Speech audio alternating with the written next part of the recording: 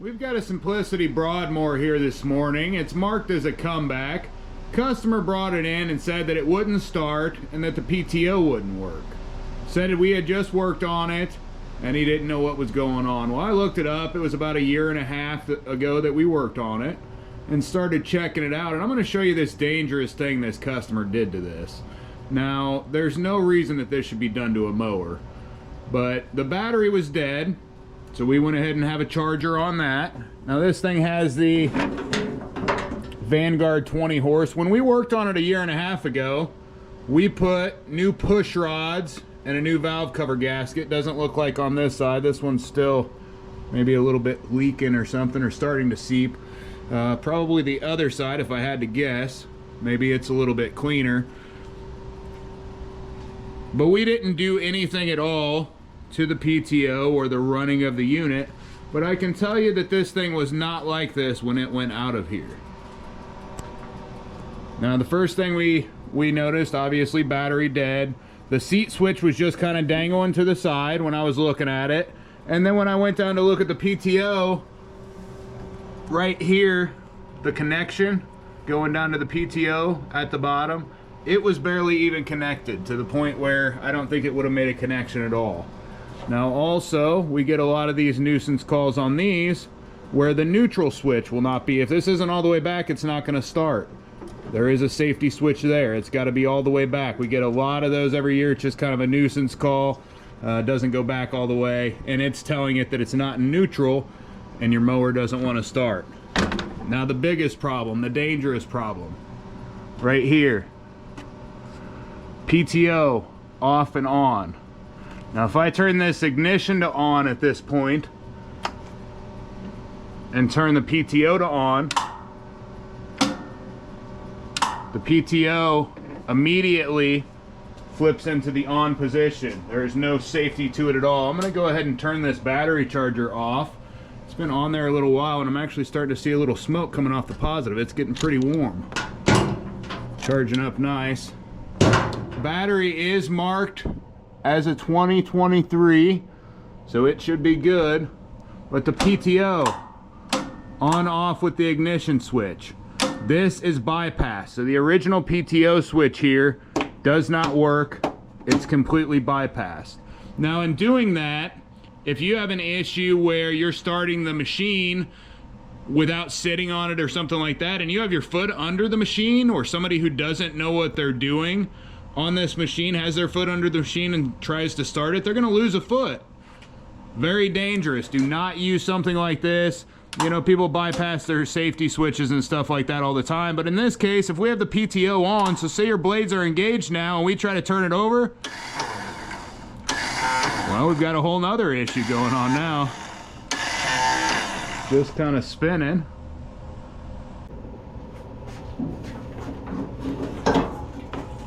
Put out of the way.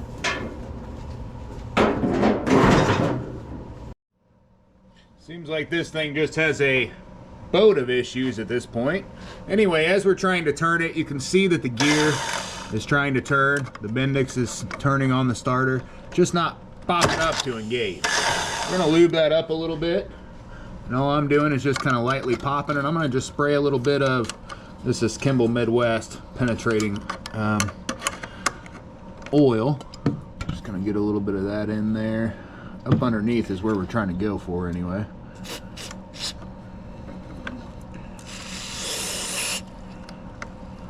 I'm trying to just pry it up a little bit and get up underneath the Bendix.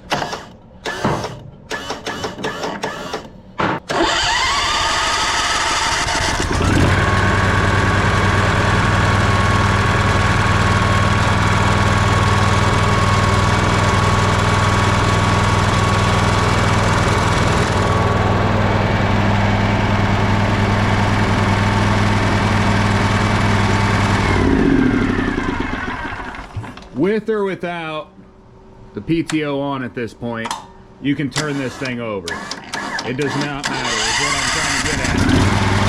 So the PTO is currently in the on position.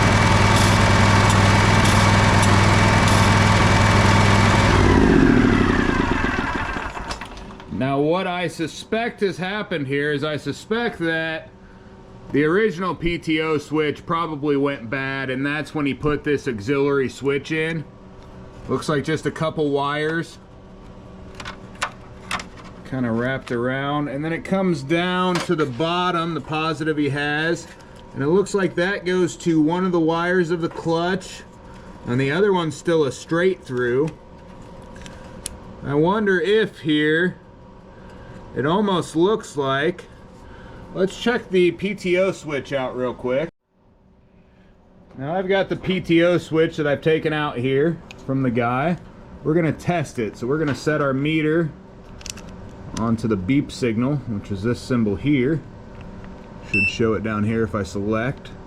So now it's, that beep symbol is showing there. And when I connect the two, so when I touch the two probes, it shows me that that is a closed circuit.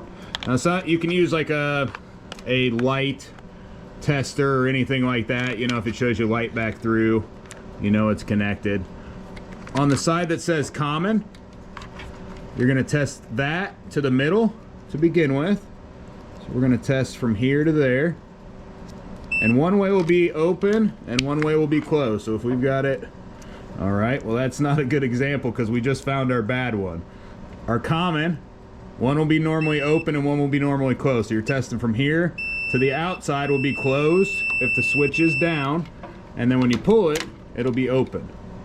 Now the middle one will be opposite of that. So right now, since it's up, it'll be closed, and then when you push it, it'll be open. So same thing here.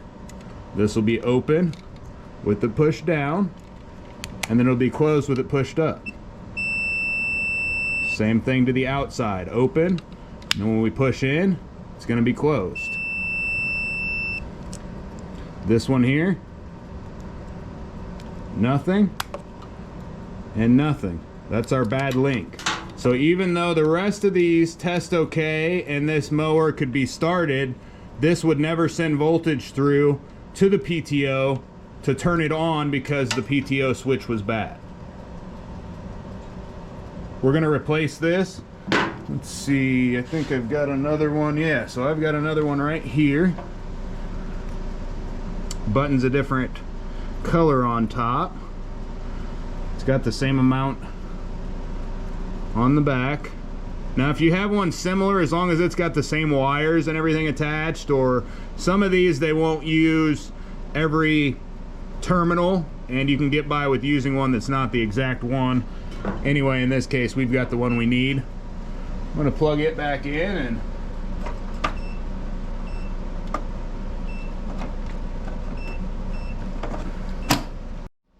now we will want to address the fact of his wiring that he has here. I'm not sure exactly what all that is. I'm just going to unplug it from the one he has in the harness.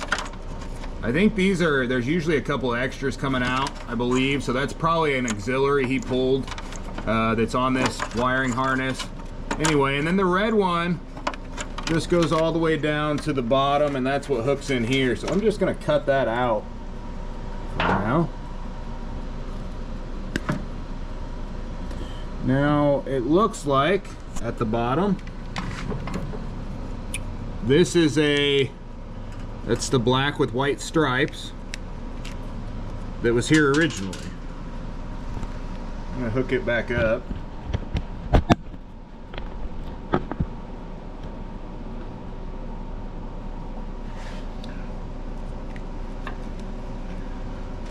Cut a couple of these zip ties he's got here.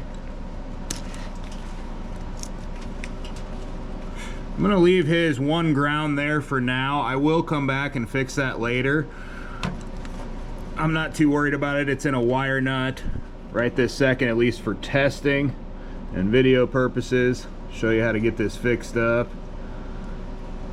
So I believe if we get these together, I'm just gonna use a butt-end crimp here. Now I use cutters a lot of times to crimp these down.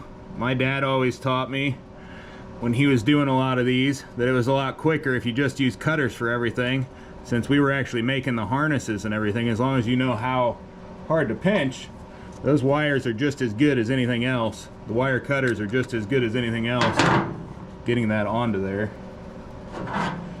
Let's see. On something like this, you can just throw a piece of shrink over it.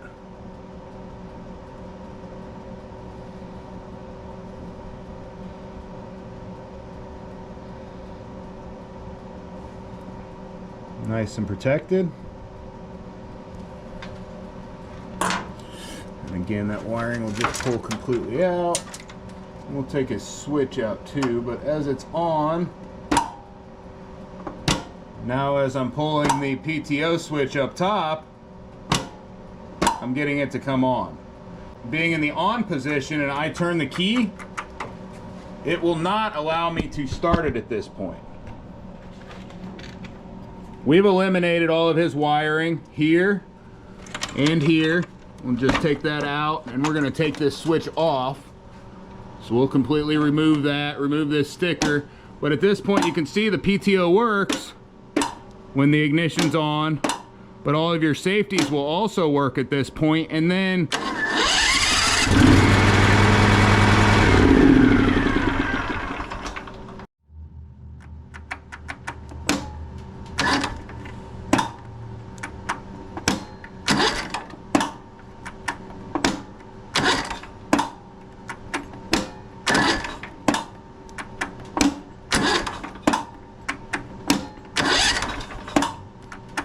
seems like the starter is getting a lot better connection to it now at this point also.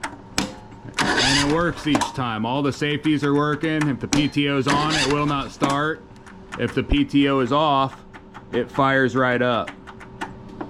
This solves this dangerous issue for nothing. I mean, a $20 switch would keep a possible catastrophe from happening. So I know that this was not like this when this came in, because I would have never let it go back out like that. Regardless of whether it came in like that, if we're gonna work on it, we're gonna fix it right, or we're gonna tell people, hey, this isn't safe and we're not gonna work on it. That's just the way we operate. I just feel horrible if we, you know, got this thing all fixed up, sent it back out, and then something happened. That's the reason we do things right. Please do not bypass your PTO switch like this. Please don't bypass your safety switches. I don't even bypass my safety switches, and I feel like, you know, pretty much any hazard out there I could possibly come across, I think I would be able to avert that, you know, because I'm aware when I'm mowing, but you never know. You really don't. Those safety switches are there for a reason. What happens if you pass out when you're mowing? What happens if, you know, something crazy happens? You can't eliminate that possibility, and if you can't do that, you want to be as safe as you possibly can, and that's why these safeties are there, to keep you safe, to keep the bad things from happening. Thanks for watching. Like and subscribe.